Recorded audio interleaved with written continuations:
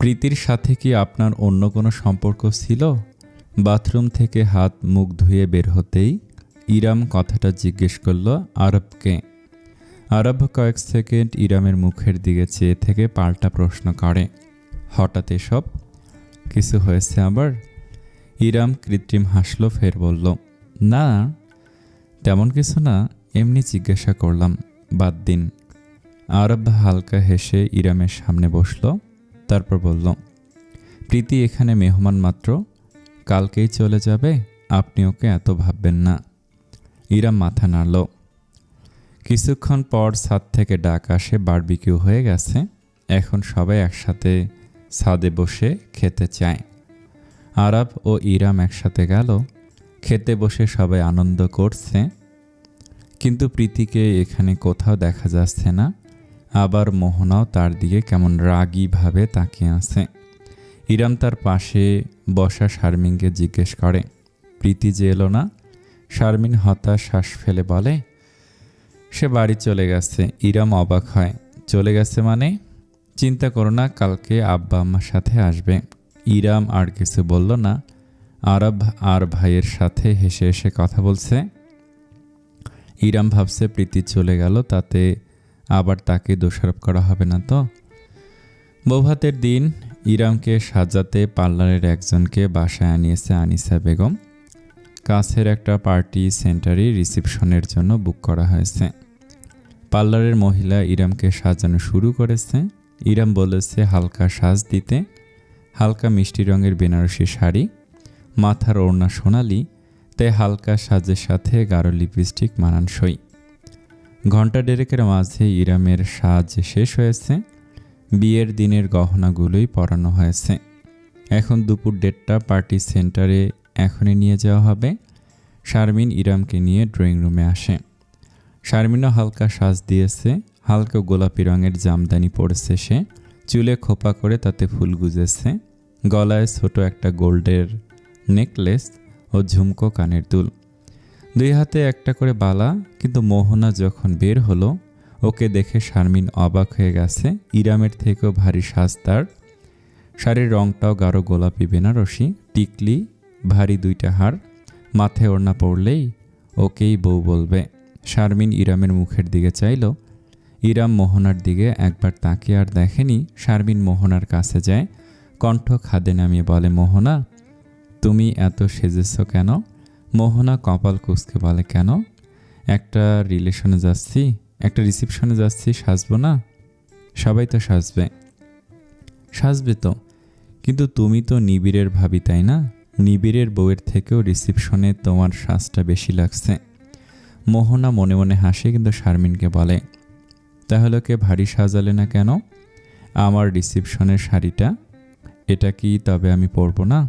পরবে তো, কিন্তু তুমি তো দেখছোই নিবিড়ের সাথে তো শপিং করতে তুমিও গিয়েছিলে, তোমার সামনেই তো হালকা রঙের শাড়ি কিনলো। তখন তো আমরা ডিসাইড করেছিলাম সবাই রিসেপশনে জামদানি পরবো, কিন্তু এখন? শারমিনকে বিরক্তির সাথে থামালো মোহনা। দেখো শারমিন, আমার যা ইচ্ছা হয়েছে পরেছি, অনেকে এর থেকেও ভারী সাজবে, লাল রঙও পরবে, আমাকে অযথা কথা শুনিও না। তারপর মোহনা আগে আগে বেরিয়ে যায়। শারমিন ইরামের কাছে এসে ইরামকে নিয়ে নিচে নামে। ফটোশ্যুটের পর স্টেজে একা বসে আছে ইরাম। শারমিন তার শাশুড়ির ডাকে গেছে, তখন ইরামের পরিবার এসেছে। আরব সহ তার বাবা মা সাদরে তাদেরকে অভ্যর্থনা জানায়। মিহু, এলি ও নাদিয়া ছুটে আসে ইরামের কাছে। ইরুপু, তোমাকে মাশাআল্লাহ কত সুন্দর লাগছে, মিষ্টি বউ লাগছে তোমাকে ইরুপু। ওরা 3 জন ইরামের সাথে সেলফি তোলা শুরু করে। ফারিন ও নীলাও এসে যুক্ত হয়। ইরাম তার মাকে দেখে স্টেজ থেকে নেমে জড়িয়ে ধরে। ইয়াসমিন বেগম মেয়ের কপালে চুমু দিয়ে বলেন, তোকে সামনে থেকে দেখে এখন ভালো লাগছে রে মা, ভয় ছিলাম তোকে নিয়ে। ইরাম মিহি হাসে, কেন ভয় ছিলে? কালকেই তো তোমাদের সাথে ভিডিও কলে কথা হলো, তুই বুঝবি না? তোর শাশুড়ির সাথে এখনো কথা হয়নি, তবে দেখো তো তোর কথা মনে হলো তিনি তোকে খুব যত্নেই রেখেছেন। উনি আমাকে খুব আদর করেন। বাবা কই? তোর শ্বশুরের সাথে সেখানে গল্প জুড়ে দিয়েছে। আর ভাইয়া?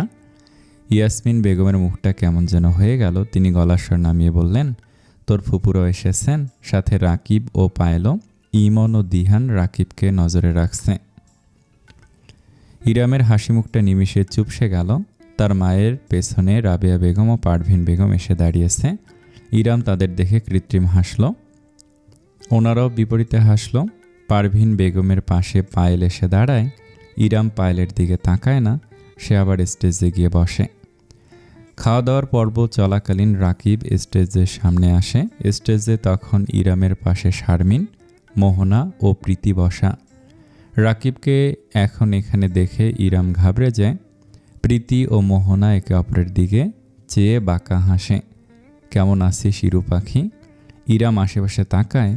ইমন ও দিহান কেউ নেই, সবাই খেতে বসেছে, কিন্তু রাকিব এখানে। ইরাম ভয় পাচ্ছে রাকিব কি করবে ভেবে। ইরামকে জবাব দিতে না দেখে রাকিব আবার বলল, তোকে সুন্দর লাগছে খুব। তারপর সে শারমিন ও মোহনাকে উদ্দেশ্য করে বলে, আপনারা আমার ও ইরামের কয়েকটা ছবি তুলে দিতে পারবেন? মোহনার সাথে সাথে রাজি হয়ে যায়। রাকিব গিয়ে ইরামের পাশে বসতে নেয়। তখনই কোথা থেকে আরব এসে হাজির হয়। সে ইরামকে সাইডে বসে ইরামের পাশে বসে। রাকিবকে বলে, আরে শালা সাহেব, সবাই খেতে বসেছে, এই সময় বোনের সাথে ছবি তুলতে এসেছেন? রাকিবের চোখ মুখ যতই শক্ত হয়ে যায়। আরব তা দেখে বলে, ছবি তুলবেন না, বসুন, ওই পাশের সোফায় বসুন, একসাথে ছবি তুলি। ইরাম অবাক হয়ে আরবের মুখের দিকে তাকিয়ে আছে। রাকিব বাধ্য হয়ে পাশের চেয়ারে বসে। মোহনা রাকিবের কাছে হাতে মিটিমিটি হাসছে। প্রীতি তির্যকভাবে তিনজনের দিকে তাকিয়ে আছে। ছবি তোলার পর আরব ও রাকিব হাত মেলায়। আরব কণ্ঠ খাদে নামিয়ে বলে, অন্যের বউয়ের দিকে নজর দেয়া ব্যাড ম্যানার্স।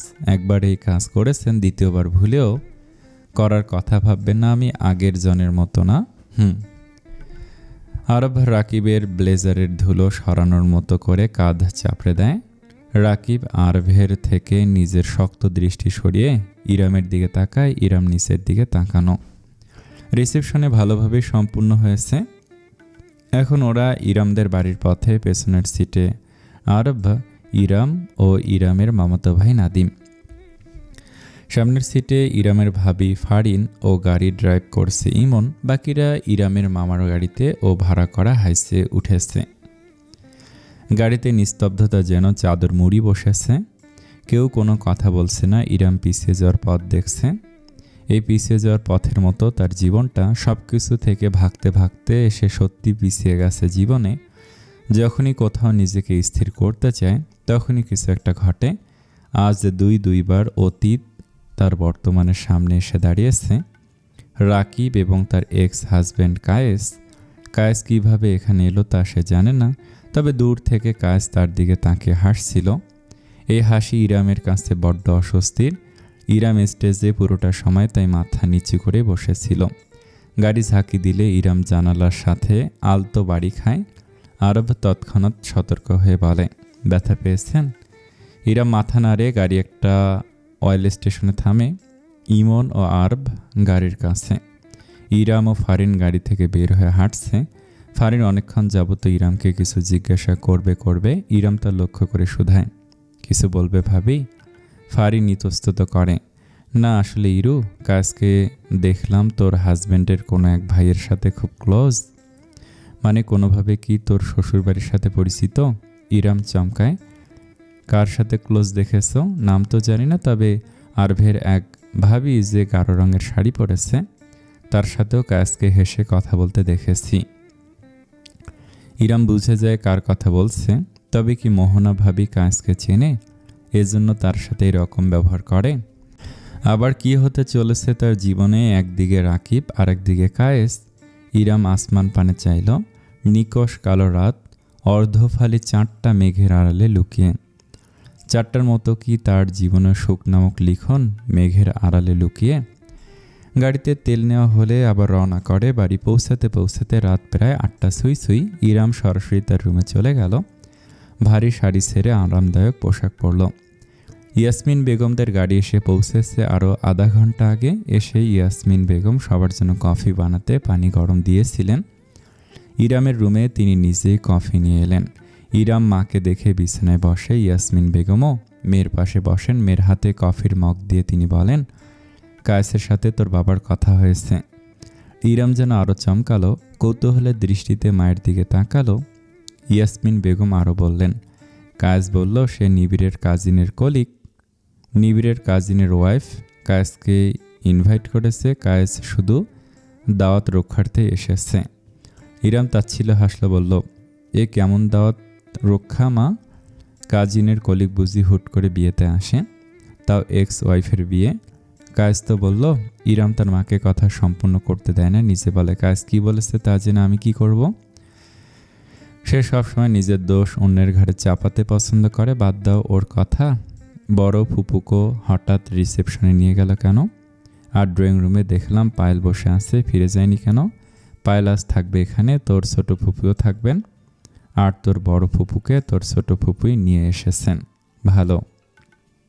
ইরাম কফির মগ নিয়ে বারান্দায় গেল। ইয়াসমিন বেগম মেয়ের ভবিষ্যৎ চিন্তা করে দীর্ঘ নিঃশ্বাস ছাড়লেন। দক্ষিণা হওয়ায় ইরাম একাকী বারান্দায় দাঁড়িয়ে আছে। কফি শেষ হয়েছে অনেকক্ষণ। মনের নিস্তব্ধতা ও পথের কোলাহলে একাকী তার ভালোই লাগছে। হঠাৎ রুমে কারো পায়ের শব্দে ঘুরে তাকায়। পায়েল এসেছে। ইরাম পায়েলকে এখন এখানে দেখে কিছুটা অবাকই হয়েছে, কিন্তু তা সে মুখে প্রকাশ করল না। পায়েল ইরামের পাশে এসে দাঁড়ায়। দুজনেই চুপ। ইরাম বুঝতে পারছে না পায়েল হঠাৎ তার রুমে কেন এসেছে। পায়েলের সাথে তার সখ্যতা নষ্ট হয়েছে সেদিনই, যেদিন রাকিব তাকে ভালোবাসার কথা জানায়। এর আগেও মাঝে মধ্যে এই বাড়িতে আসলে কথা হতো, কিন্তু এত বছর পর আবার পায়েল হঠাৎ করে তার রুমে একাকী তার পাশে এসে দাঁড়িয়ে কেন আছে? পায়েলই প্রথমে নীরবতা ভাঙে। ভালো আছিস ইরাম? ইরামের কাছে মনে হলো পায়েলের কণ্ঠ ভাঙা। ইরাম তাকালো পায়েলের দিকে।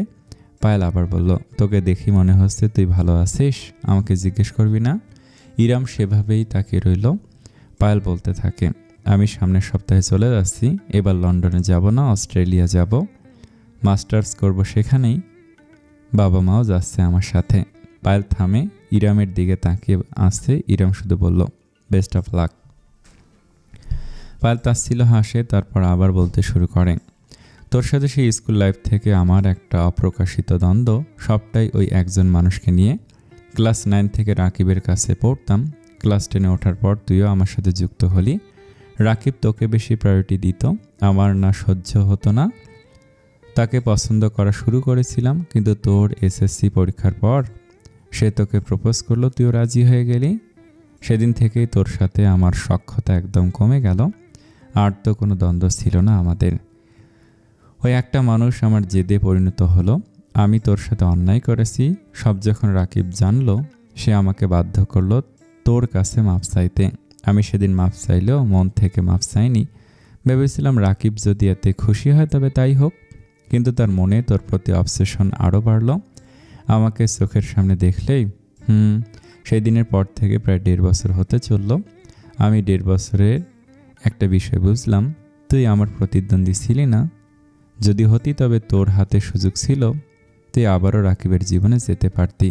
কিন্তু না, তুই যদি রাকিবকে আবারও চুজ করতি তবে হয়তো আজ আমি এখানে তোর পাশে দাঁড়িয়ে এসব বলতাম না। আবারও হয়তো তোকে রাকিবের থেকে দূর করতে কিছু করতাম। নিজের ওপরই আমার বিশ্বাস নেই। এই দেখ।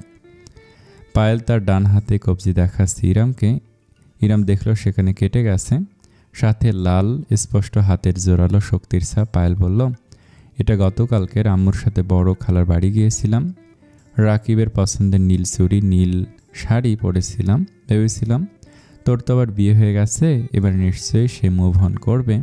কিন্তু আমাকে যাচ্ছে তাই বলল। চুরি সমেত হাত শক্ত করে চেপে ধরে টানতে টানতে খালা খালু মায়ের সামনে এক প্রকার ছুঁড়ে ফেললো।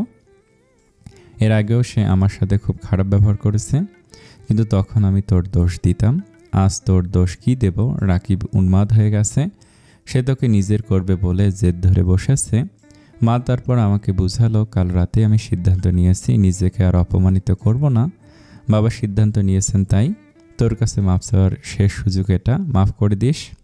তোর সাথে করা সেই অন্যায়ের শাস্তি আমিও ভোগ করছি, তাই নতুন করে নতুন সব কিছু শুরু করার আগে তোর কাছে মাপ চাইতে এলাম। আমি মন থেকে বলছি। ইরাম সব শুনে কিয়ৎক্ষণ নীরব রইল। হুট করে পায়েলকে জড়িয়ে ধরে। পায়েল অবাক হলে স্বস্তি পায়। চোখ দুটো বেয়ে দুফোঁটা অশ্রু গড়ায়। তখন বারান্দার দরজায় খটখট শব্দ হয়। ইরাম ও পায়েল দুজনে সেদিকে তাকায়। আরব এসে দাঁড়িয়েছে।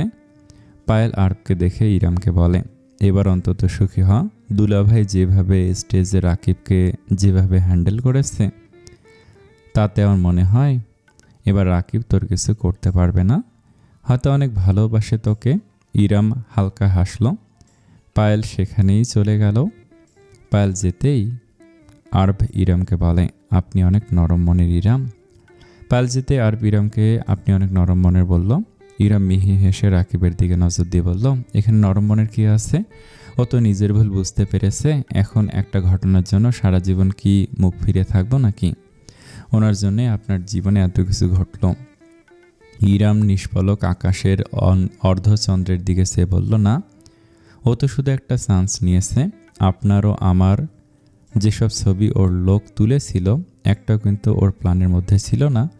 না আমার পা কাটা, না পাহাড়ে ওঠার সময় আপনার হেল্প, আর না বান্দরবনের একসাথে নৃত্য। এগুলো ছিল আকস্মিক।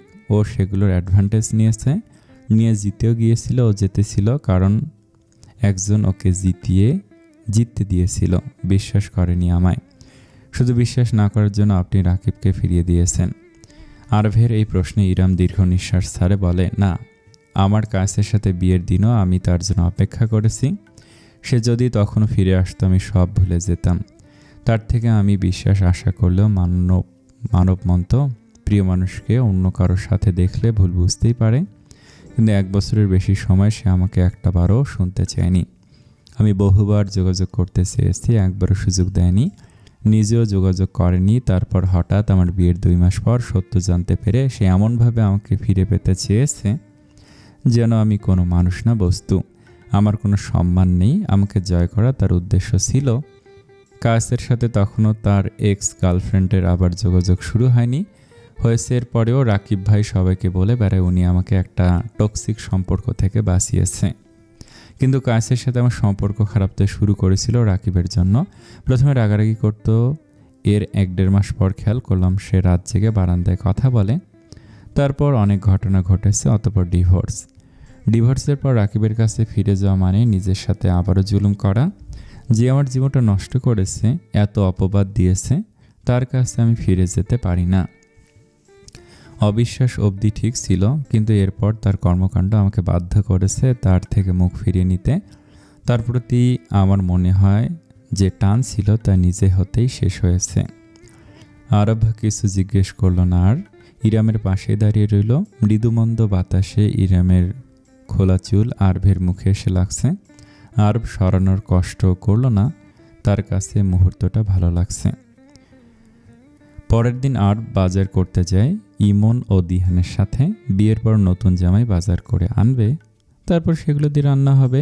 নতুন জামাইয়ের বাড়ির লোকেরা এখানে নিমন্ত্রিত। বাজার করার পর্যায়ে মাছের বাজারে ঢুকে মাছ পছন্দ করার সময় পরিচিত মাছ বিক্রেতা দিহানকে দেখে চিনে ফেলে বলল, আরে ভাইজান, আপনি এত মাস পর আবার মাছ কিনতে আইছেন। দিহান মুখ লুকাচ্ছে। আরব ও ইমনকে টানছে অন্য জায়গায় যেতে। মাছ বিক্রেতা আবার বলে, আপনার জন্য দেখেন এই বুড়ো সাইজের নদীর লাল পাঙ্গাস আছে, নিবেন নি? পাঙ্গাস মাছ থেকে দিহান আর দাঁড়ালোই না, সোজা হাঁটা ধরলো। ইমন হাসছে। আরব জিজ্ঞাসা করলো, কি হলো দিহান ভাই, এভাবে পালিয়ে গেলেন কেন? ইমন হাসতে হাসতে বলে, দিহান ভাই তার নিজের বিয়ের পর বাজার করতে যখন এসেছিলেন তখন আমাদেরকে গোস্তের মাপ দেখতে বলে নিজে মাছ কিনতে এসেছিলেন। এরপর বড় একটা লাল পাঙ্গাস মাছ কিনে নিয়ে আমাদের কাছে গিয়ে দাঁড়ান। আরব হাসতে হাসতে বলে, আসলেই? তারপর?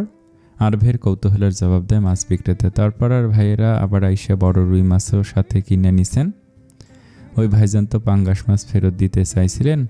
আমি যদিও বিক্রি করা মাছ ফেরত নেই না, তাও বিয়ার বাজার শুনে নিতে চাইছিলাম। ওনারা তারপর কইল ফেরত না লাগবে না, ওই মাছও সাথে নিব। পাঙ্গাস মাছ বাসায় নেওয়ার পর সবাই অনেক হেসেছে। নীলা তো রেগে মেগে আগুন। প্রায় 1 মাস নাকি দিহানকে পাঙ্গাস মাছের খোঁটা দিয়েছে। আসলে বেচারা এর আগে কখনো বাজার করেনি। বাজারের দায়িত্ব এখন ওনার বাবাই দেখেন। আর হাসতে হাসতে বলে, এজন্যই সে পালালো। এরপর 2টা বড় রুই মাছ নিয়ে মাছ বাজার থেকে বেরোলো। দিহান আর মাছ বাজারে ঢোকেনি।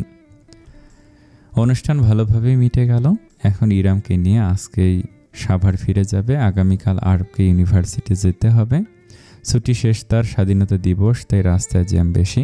সাভারে পৌঁছাতে তার রাত 10টা বেজে গেছে। ইয়াসমিন বেগম সাথে করে কয়েক ধরনের পিঠা ও খাবার পাঠিয়ে দিয়েছেন।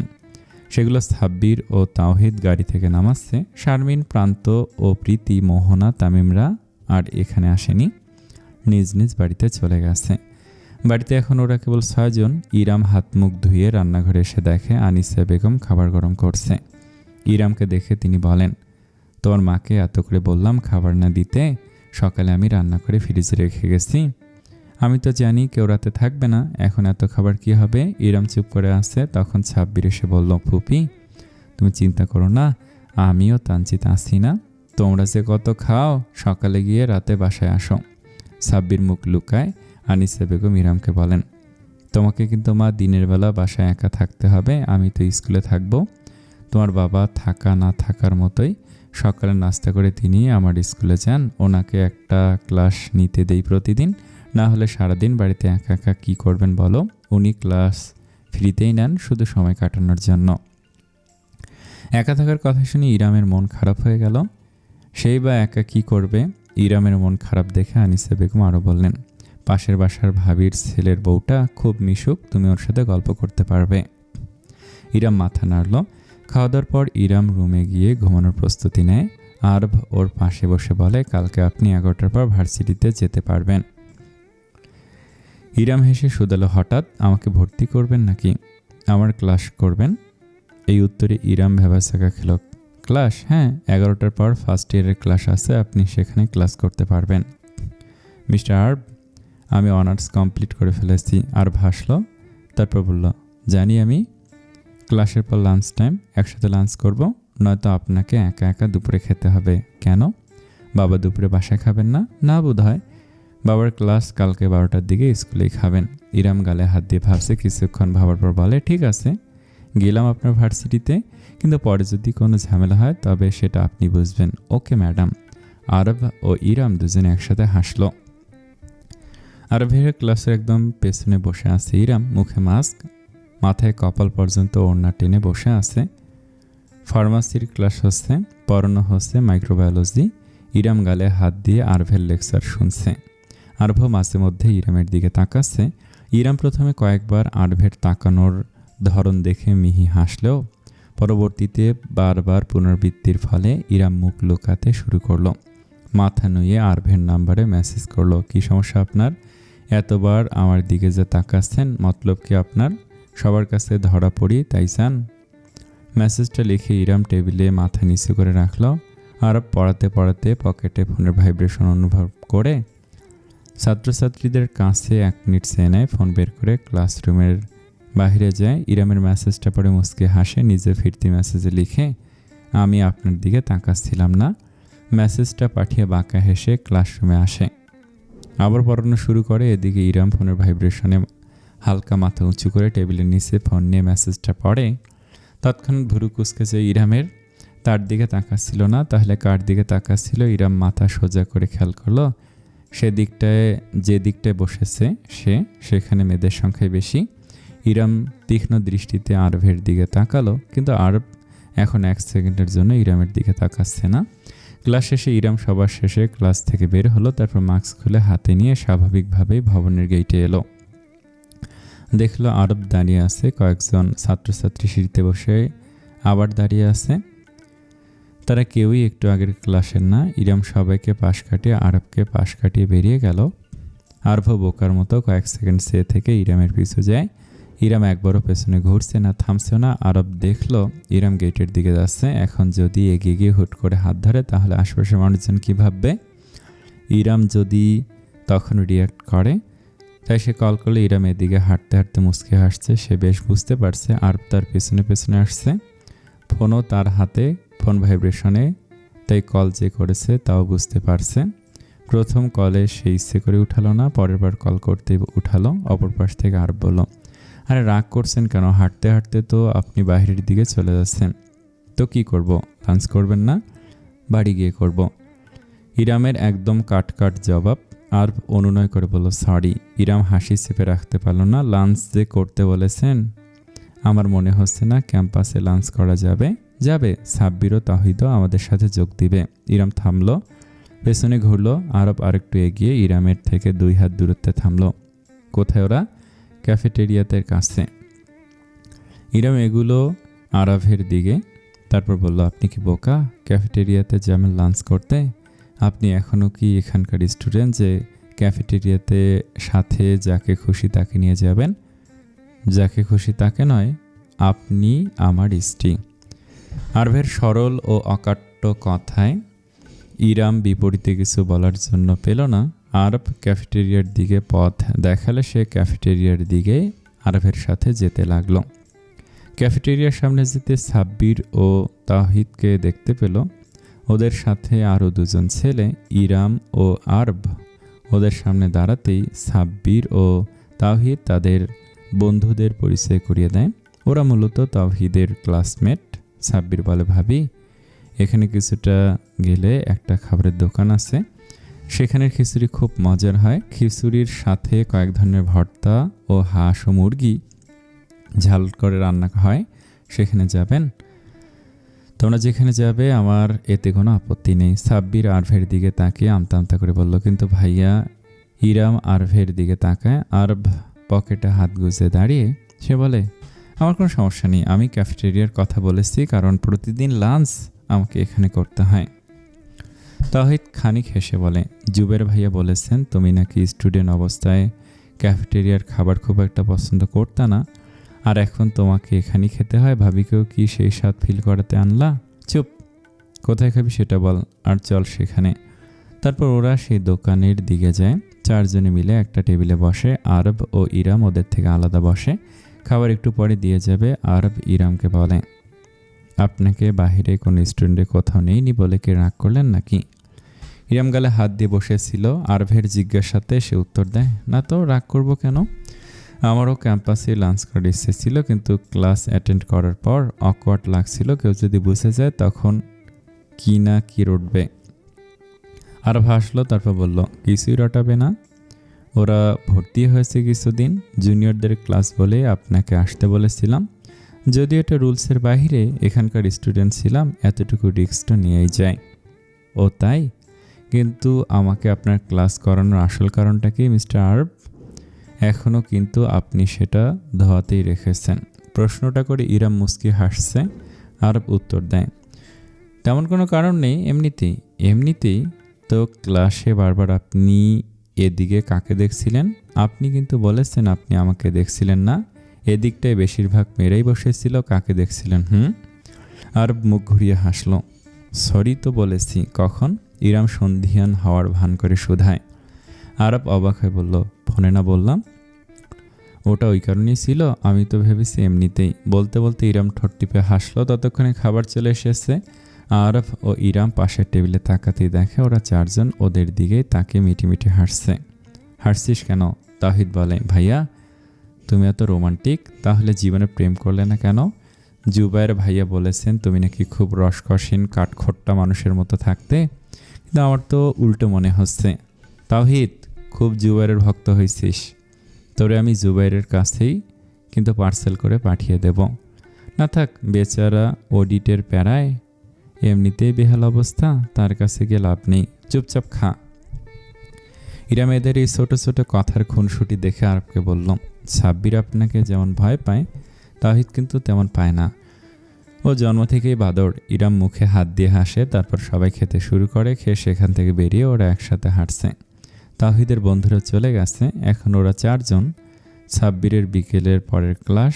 তাহিদের ল্যাব আছে। হাঁটতে হাঁটতে তাহিদ কিছুটা কৌতূহল নিয়ে প্রশ্ন করলো, ভাইয়া তুমি ভাবিকে আপনি করে বলো কেন? ভাবি না হয় তোমাকে বয়সের খাতিরে বা যেই কারণেই হোক আপনি করে বলে, কিন্তু তুমি কেন বলো?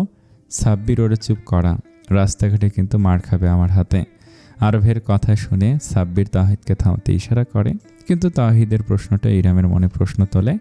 আরব তাকে আপনি করে কেন বলে, এর কারণ কি? সন্ধ্যার পর আরব ল্যাপটপ নিয়ে বসেছে। ইরাম তার শাশুড়ির সাথে রান্নাঘরে রান্না ও গল্প করছে। গল্পের টপিক আজকে ইরামের ভার্সিটিতে ক্লাস অ্যাটেন্ড করতে যাওয়া। সাব্বির ও তাহিদ সোফায় বসে অ্যাসাইনমেন্ট করছে। আনিসা বেগম ফোন বেজে ওঠে। তিনি সাব্বিরকে ফোনটা এনে দিতে বলে। সাব্বির তখন একটা ছবি আঁকছিল, সে উঠতে নিলে তাওহিদ উঠে ফোন আনতে যায়। ফোন নিয়ে আসতে আসতে তাওহিদ বলে, বড় মা, তোমার ননদ ফোন করেছে। আনিসা বেগম তাওহিদের কাঁধে আলতো মেরে বলল, ননদ কি? তোর ফুপি হয় সে। তাওহিদ মুখ বাঁকিয়ে বলে, জানি, দেখো কি বলে। রিং হওয়া থেমে যাওয়াতে আনিসা বেগম কল ব্যাক করলেন। ফোন রিসিভ করে জোহরা বেগম বলেন, ও ভাবি, কালকে তো একটা কথা বলতেই ভুলে গেছি, তাই ফোন করলাম। কি কথা? শুক্রবার আমার বাসায় আপনাদের সবার দাওয়াত। কালকেই বলতাম, কিন্তু ভুলে গেছি। নতুন বউকে শ্বশুরবাড়িতে কেমন খাতির যত্ন হয়, এর তো অনেক চর্চা হয়। আর ফুপি শাশুড়ি হিসেবে আমারও তো আদর আপ্যায়ন করার ইচ্ছা জাগে। তাই শুক্রবার সবাই দুপুরে আমার বাসায় খাবেন। আনিসা বেগম হাসলেন, তারপর বললেন, ঠিক আছে, আসবো আমরা। জোহরা বেগম তারপর বললেন, ভাবি, ইরাম কি আপনার পাশে আছে? আমি তবে ওকে নিজে দাওয়াত দেই? হ্যাঁ, আছে তো, নাও কথা বলো। আনিসা বেগম ফোন ইরামের দিকে দিল। ইরাম সালাম জানায়। জোহরা বেগম বলল, শোনো বৌমা, কালকে তাড়াহুড়োতে ভুলে গেছিলাম, শুক্রবার আমার বাসায় তোমাদের দাওয়াত, বুঝেছ? তুমি কিন্তু আসল অতিথি এই দাওয়াতে। শ্বশুর শাশুড়ি স্বামী দেবর সবাইকে নিয়ে সকাল সকাল চলে আসবে। জি ফুপি। ইরাম তারপর ফোন আনিসা বেগমের কাছে ফিরিয়ে দেন। আনিসা বেগমও কথা বাড়ান না আর। ফোন রেখে আনিসা বেগম ইরামকে বলেন, শোনো, শুক্রবার বেগুনি সিল্ক শাড়িটা পরবে। তোমার ফুপি শাশুড়ি আসছেন বাসায়, উনিও আবার বেগুনি রং খুব পছন্দ করেন। তোমার বাড়ি থেকে যে সবার জন্য শাড়ি পাঠিয়েছিল, সেখান থেকে হালকা বেগুনি শাড়ি আমি ওনার জন্য পাঠিয়ে দিয়েছি। চোখে কম দেখলেও প্রিয় রং, জিনিসের ওপর খুব মায়া। ইরাম মাথা নাড়ে। রাতের খাবার শেষে ইরাম 2 মগ কফি নিয়ে রুমে যায়। আর তখন ফোনে গেম খেলছিল। ইরাম একটা কফির মগ বাড়িয়ে দিয়ে বলে, ল্যাপটপে গেম খেলে এখন আবার ফোন ধরেছেন? আরব কফির মগটা নিতে নিতে বলে, আপনাকে কে বলল যে আমি ল্যাপটপে গেম খেলেছি? তো কি করেছেন? কফির মগে চুমুক দিয়ে ইরাম প্রশ্নটা করে। আরব উত্তর দেয়, টিচারদের অনেক কাজ থাকে ল্যাপটপে। পরের দিন ক্লাসের লেকচার রিভাইজ করা, রিসার্চের রিপোর্ট তৈরি করা, প্রফেসরদের সাথে আলোচনা করা। ও। আর কফি খেতে খেতে ইরামকে জিজ্ঞাসা করে, আচ্ছা ইরাম, আপনি মাস্টার্স করবেন না? আরবের এই প্রশ্নে ইরাম থমকায়, চুপ করে থাকে সে। আরব আবার বলে, আপনি তো মাইক্রোবায়োলজি নিয়ে পড়েছেন, তাহলে মাস্টার্স করে ফেলুন। ইরাম কণ্ঠ ধিমি করে বলে, মাস্টার্স করে কি করব?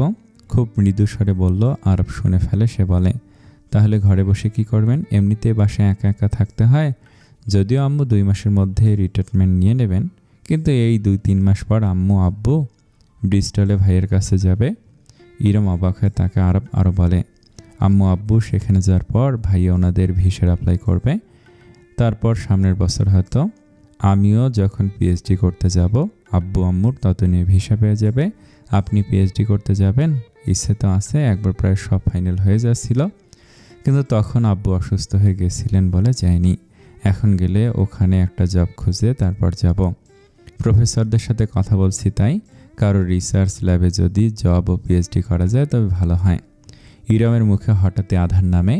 তা দেখে আরব বলে, কি হলো, আপনি কি খুশি হননি? না হয়েছি, খুশি হব না কেন? ঠিক, আপনিও স্পাউস ভিসায় আমাদের সাথে যাবেন। আমিও? তো আপনাকে কি এখানে রেখে যাবো আমি? ইরাম নিজের বোকা প্রশ্নে মাথা নিচু করে ফেলে। সে তারপর শুধায়, সাব্বির ও তাওহিদ, ওদের কি হবে? ততদিনে ওদের জন্য হোস্টেলের সিটের ব্যবস্থা করা হবে। আম্মু রিটায়ারমেন্টে নিলে আমরা নিজেদের অ্যাপার্টমেন্টে উঠব। আব্বু তার রিটায়ারমেন্টের টাকা দিয়ে ভাইয়ের বিয়ের পর অ্যাপার্টমেন্টটা কিনেছিল, কিন্তু আমাদের সেখানে থাকা হয়নি। আম্মু এখানে এত বছর থাকতে থাকতে অভ্যস্ত হয়ে গেছিলেন। আর ভাবিরও ততদিনে ভিসা প্রায় কনফার্ম হয়ে গেছিল। ও। এরম গভীর চিন্তায় পড়ে গেছে। এতক্ষণে আরবের কফি খাওয়া শেষ। ইরামের কফি প্রায় শেষ হয়ে গেছে। আরব ওর হাত থেকে কফির মগটা নিয়ে বলে, ঠান্ডা কফি আর খেতে হবে না? ইরাম কৃত্রিম হাসে। আরব জিজ্ঞাসা করে, আমার কথা শুনে আপনি এত চিন্তায় পড়লেন কেন? কই না তো, এমনি। আরব কফির মগ নিয়ে রুম থেকে বেরোয়। ইরাম বারান্দায় যায়। সে ভাবছে, যদি আরবের পরিকল্পনা মতো সব হয়, তবে তাকে তার বাবা মা ভাই ভাবি সবার থেকে দূরে চলে যেতে হবে। তার তো কখনো দেশের বাইরে সেটেল হওয়ার ইচ্ছে ছিল না। শুক্রবার প্রীতিদের বাড়িতে দাওয়াতে যাওয়ার জন্য সকাল সকাল গোসল সেরে শাড়ি পরছে ইরাম। কুচির দিকে খানিকটা এলোমেলো হয়ে আছে। কুচি করতে গিয়েও কয়েকবার সম্মান না হওয়াতে খুলতে হয়েছে। ইরাম ঝুঁকে কুচিটা ঠিক করতে যাচ্ছে, ঠিক সমান হচ্ছে না। এদিকে আরব দরজায় টোকা দিচ্ছে। ইরাম তাই তাড়াহুড়ো করে গিয়ে আরও এলোমেলো করে ফেলেছে। অতঃপর যেটুকু হয়েছে সেটুকুতেই নিজেকে সন্তুষ্ট করে দরজা খুলল। আরব পেছনে 2 হাত গুজে দাঁড়িয়ে আছে। সে আজ হালকা অলিভ রঙের পাঞ্জাবি পরেছে। পাঞ্জাবির কলারে ও বোতামের কাছে গাঢ় অলিভ রঙের ডিজাইন। আরব রুমে প্রবেশ করে বলল, কোনো হেল্প লাগবে? ইরাম মাথা নাড়ায়। আরব এরপর নিজের হাত সামনে এনে ইরামের জন্য আনা বেলি ফুলের মালাটা দেখায়। চুল শুকিয়েছে আপনার? তাহলে খোপাটা করে ফেলুন, আমি মালাটা লাগিয়ে দেই। আপনি এখন মালা আনতে গিয়েছিলেন? হ্যাঁ। কেন, আপনার বেলি ফুল পছন্দ না? ইরাম বোধহয় হ্যাঁ বোধক মাথা নাড়ায়। আরব ফুলের মালাটা রেখে হুট করে ইরামের সামনে হাঁটু করে বসে পড়ে। চমকে যায় ইরাম। শাড়ির কুচি ভাঁজ করতে করতে বলল, একটা কুচি লম্বা দেখাচ্ছে, আমি ধরে দিচ্ছি, আপনি ঠিক করে নিন। ইরাম নিষ্পলক চেয়ে রইল আরভের দিকে। আরভের ঠিক করে দেয়া মতো সে কুচি ঠিক করে নিল। অতঃপর আয়নার সামনে তাকে বসিয়ে খোপা করতে বলল। আয়নার সামনে ইরামকে বসিয়ে চুলে খোপা করতে বলল আরব। ইরাম আর শীতে আরভের হাস্যোজ্জ্বল মুখটা দেখে চুলের খোপাটা করে নেয়। আরব তারপর যত্ন করে খোপায় বেলি ফুলের মালাটা পরিয়ে দেয়। এবার পারফেক্ট লাগছে, চলুন। আব্বু আম্মু অপেক্ষা করছেন। ইরাম মাথা নেড়ে ব্যাগটা বিছানা থেকে নিয়ে আরভের সাথে রুম থেকে বের হয়। আনিসা বেগম ও মাহমুদ সাহেব ড্রয়িং রুমে অপেক্ষা করছে। ইরাম ওনাদের অপেক্ষা করতে দেখে নিজের দেরির জন্য লজ্জাবোধ করল। সরি মা বাবা, আমার জন্য আপনাদের অপেক্ষা করতে হলো। আনিসা বেগম এগিয়ে এসে ইরামের থুতনিতে হাত রেখে বললেন, খুব সুন্দর লাগছে তোমাকে। একদম সরি বলার মতো কিছু নেই এতে। ঠিকই তো, নতুন বউ তৈরি হতে একটু সময় তো লাগেই। তোমার শাশুড়ির তো। মাহমুদ সাহেব নিজের কথা শেষ করার পূর্বে আনিসা বেগমের চোখ গরম দেখে থেমে গেলেন। আরব ও ইরাম দুজনে হাসল এতে। আনিসা বেগম বললেন, তোমার এই বেশি কথা বলার স্বভাব আর যাবে না, চলো এখন। এরপর সবাই রওনা হলো। প্রীতিদের বাড়িতে পৌঁছাতে বেলা প্রায় 12টা বেজে গেছে। আনিসা বেগম প্রথমে জোহরা বেগমের শাশুড়িকে সালাম জানালেন। ইরামও তাই করলো। তারপর ইরাম জোহরা বেগম ও ওনার স্বামীকে সালাম জানালেন। শারমিন রান্নাঘর থেকে এসে ইরামের সাথে দেখা করে যায়। এদিকে প্রীতি একটা রেস্টুরেন্টে বসে কায়েসের জন্য অপেক্ষা করছে। কায়েস বলেছে সে ছবিগুলো প্রিন্ট করে তারপর প্রীতিকে দিবে, কারণ ইরামের রিসিপশনের দিন ইমন তাকে সাবধান করেছে যদি কোনোভাবে কায়েস ইরামের নতুন সংসারের কোনো ঝামেলা করতে চায় তবে কায়েসের খবর আছে। এই জন্য কায়েস নিজের দিকটা সাফ রাখতে মোবাইলে ছবি দেয়া থেকে বিরত থাকছে এবং কি সে প্রীতির সাথে নিজেও যোগাযোগ করেনি, তামিমের মাধ্যমে যা করার করছে। রেস্টুরেন্টে প্রায় 15 মিনিট যাবত অপেক্ষা করছে প্রীতি। ঘড়িতে এখন 12:15। কায়েসের সে 12টা বাজে আসার কথা। সময়ের এই হেরফেরে সে বিরক্ত প্রীতি। বাড়িতে আজকে সে সবটা জানাবে। সবার সামনে ইরামের মুখোশ খোলার অপেক্ষায় বিভোর সে। কিছুক্ষণ পর কায়েস আসে, সেখানে হাতে একটা খাম। আপনাকে ফোনে অপেক্ষা করালাম মিস প্রীতি। প্রীতি কৃত্রিম হেসে বলল, ইটস ওকে, যেই জন্য এসেছি সেটা হলেই হয়। কায়েস খামটা এগিয়ে দেয়। প্রীতি খামটা নিয়ে কয়েক সেকেন্ড তাকিয়ে থাকে। তার চোখে অপমানের প্রতিশোধ স্পৃহা। ঝটপট খামটা খুলে প্রথমে রাকিবের সাথে কিছু ছবি, হাত ধরা ছবি, খুব পাশাপাশি বসা ও দাঁড়ানো ছবি, একসাথে সেলফি। একে অপরের চোখের দিকে পলকহীন চেয়ে আছে এসব। তবে তেমন কোনো অন্তরঙ্গ কোনো ছবি নেই। প্রীতি মনে মনে হাসে। এমন ছবি দেখে তার সামনে বসা লোকটা তার বউকে ভুল বুঝলো। তারপরে ছবিগুলো আরেকজনের সাথে। প্রীতি প্রথম ছবিটাতে ইরামের পাশের ছেলেটার চেহারা বুঝতে পারেনি, কিন্তু পরেরগুলো দেখে সে চমকে ওঠে। এ তো নিবিড়। প্রীতি অবাক হয়ে কাজকে শুধায়, এই ছবিগুলো? কাজ বলে, প্রথম দিকের ছবিগুলোর ছেলেটা রাকিব, যে কিনা আপনার ভাবি, মানে আমার এক্স ওয়াইফের এক্স হাজব্যান্ড। রাকিব আমার কাছে যেমনটা বলেছিল, ছবিতে তেমন কোনো প্রতিফলন নেই, কিন্তু পরের ছবিগুলো অন্য এক ছেলের সাথে এক ট্যুরে তোলা। রাকিব বলেছে ইরাম ওই ছেলেটার সাথে মিলে তার সাথে প্রতারণা করেছে, তারপর ওই ছেলেকেও ঠকিয়ে আমাকে বিয়ে করেছে। আপনি যে ট্যুরের ছবির কথা বলছিলেন, এই ছবিগুলো সেগুলোই? হ্যাঁ, কেন? প্রীতির এরকম প্রতিক্রিয়ায় কায়েস সন্দিহান হয়। প্রীতি ছবিগুলো টেবিলে শব্দ করে ফেলে বলে, এই ছবিগুলোর ছেলেটা আমার কাজিন নিবিড়, যার সাথে ইরামের বিয়ে হয়েছে। কায়েস হতবাক হয়ে যায়, ছবিগুলো নিয়ে ভালো করে দেখার চেষ্টা করে, কিন্তু সে আরবকে ভালোভাবে না চেনার কারণে ব্যর্থ হয়। প্রীতি নিজের উপরে বিরক্ত, এই ফালতু বিষয়ের জন্য আমি এতগুলো দিন নষ্ট করলাম। শিট, আপনি আমার সামনে রাগ দেখাচ্ছেন কেন? আপনার কাজিনকে কি আমি চিনি না? আপনারা পুরনো বিষয়ে আগ্রহ না দেখালে আমারও কোনো প্রয়োজন ছিল না এসব খুঁজে বের করার। প্রীতি আর কোনো কিছু না বলে ব্যাগ নিয়ে হনহন করে বেরিয়ে গেল। কায়েসও ছবিগুলো স্থিরে ডাস্টবিনে ফেলে বেরিয়ে যায়। ছেলেরা সব জুমার নামাজ পড়তে গেছে। শারমিন রান্নাঘরের সব কাজ শেষ করে গোসলে গেছে। ইরাম বসে আছে শারমিনের রুমেই। তখন কলিং বেলটা বেজে ওঠে। কাজের মেয়েটা দরজা খুলে দেয়। এর কয়েক সেকেন্ড পরে প্রীতি হনহন করে শারমিনের রুমে ঢুকলো। ঢুকে দরজা লাগিয়ে দিয়ে কয়েকবার শ্বাস নিল, যেন সে জানতই ইরাম এখানে আছে। তোমার সাথে নিবিড় ভাইয়ের আগে থেকে সম্পর্ক ছিল? প্রীতির এমন প্রশ্নে ইরাম ভুরু কুঁচকে তাকায়। হঠাৎই প্রশ্ন, যা জিজ্ঞাসা করছি তার উত্তর দাও। প্রীতির কণ্ঠে স্পর্শ অভদ্রতা। ইরামেরও জেদ হঠাৎ চাপলো, বলল, আগে থেকে সম্পর্ক থাকলেই বা কি, উনি এখন আমার হাজব্যান্ড। প্রীতি তাচ্ছিল্য হাসলো, তারপর বলল, মানুষকে ঠকিয়ে এত তেজ নিয়ে এই বাড়িতে এই কথা বলতে লজ্জা করে না? ইরাম উঠে দাঁড়ায়। কাকে ঠকিয়েছি আমি? আবার জিজ্ঞাসাও করছো? হ্যাঁ করছি। তোমার আমাকে নিয়ে সমস্যাটা কি বলো তো? আমি কাউকে ঠকিয়েছি এটা, নাকি নিবিড়কে বিয়ে করেছি, এটা কোনটা? প্রীতি এর কোনো উত্তর তৎক্ষণাৎ দিল না। ইরাম কয়েক সেকেন্ড অপেক্ষা করে নিয়ে আবার বলে, বিয়ের দিন থেকে তোমার এমন বাঁকা কথা শুনছি, কিন্তু উত্তর বা তর্ক করার প্রয়োজন মনে করিনি। মা বলেছেন শ্বশুরবাড়ির মানুষদের মুখে মুখে যেন তর্ক না করি, এর জন্য তোমার প্রতিটা পিঞ্চ করা কথা সহ্য করেছি। কিন্তু আজ তোমাদের বাড়িতে দাওয়াত, এখানে অন্তত নিজেকে সংযত রাখো।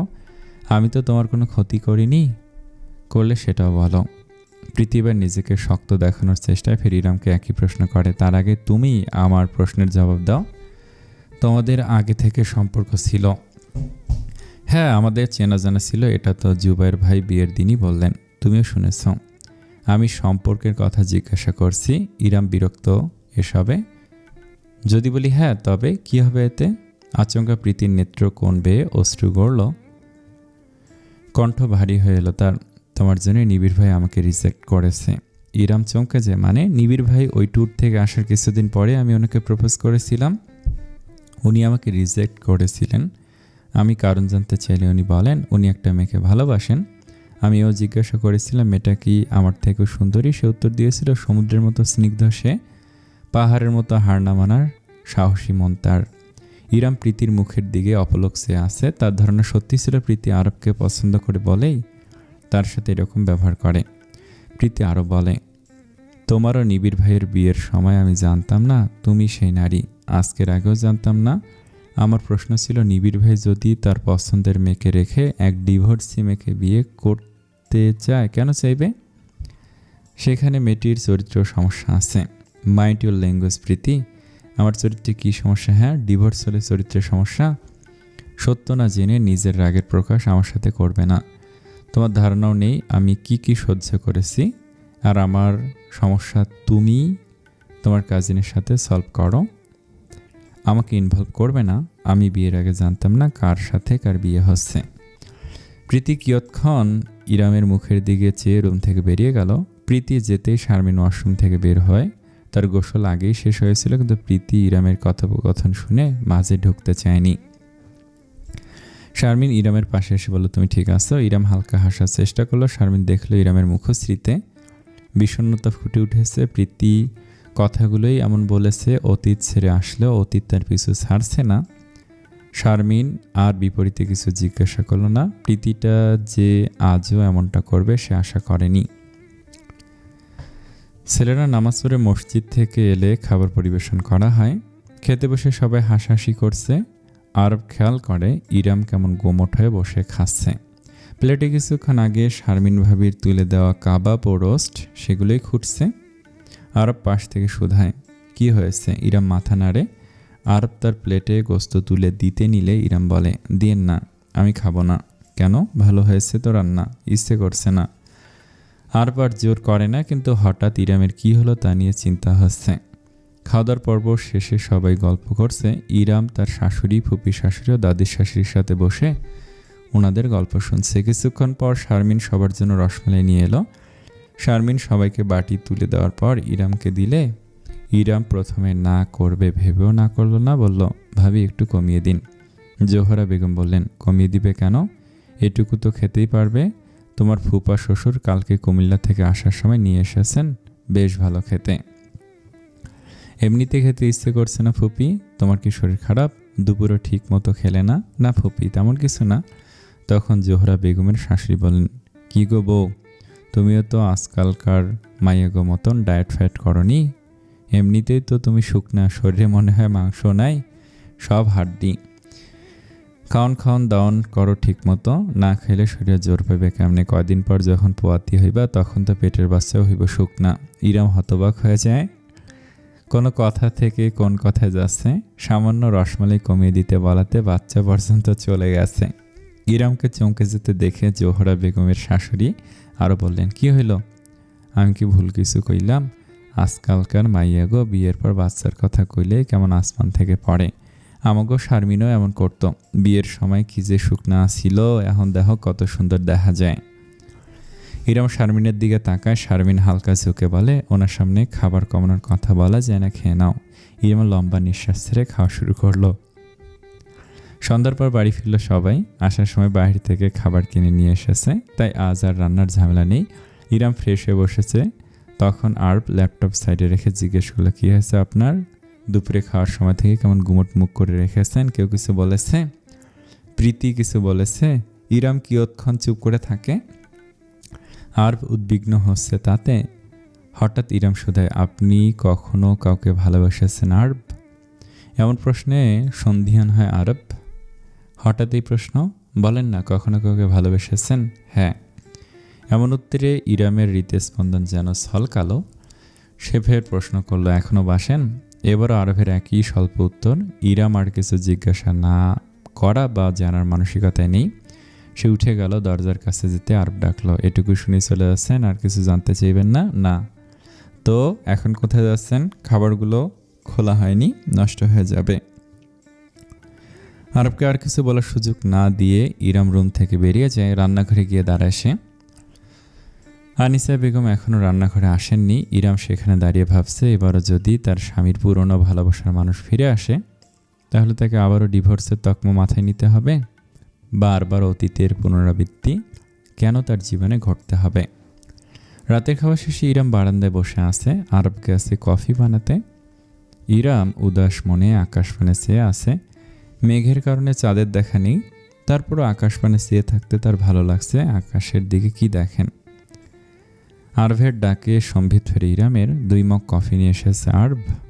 ইরামের হাতে কফির মগ বাড়িয়ে দিয়ে বলে, কি এত চিন্তা করতেছেন? ইরাম ছোট করে কিছু না উত্তর দেয়।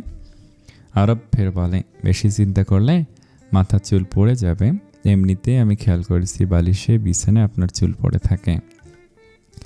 ইরাম কপাল কুঁচকে তাকায়।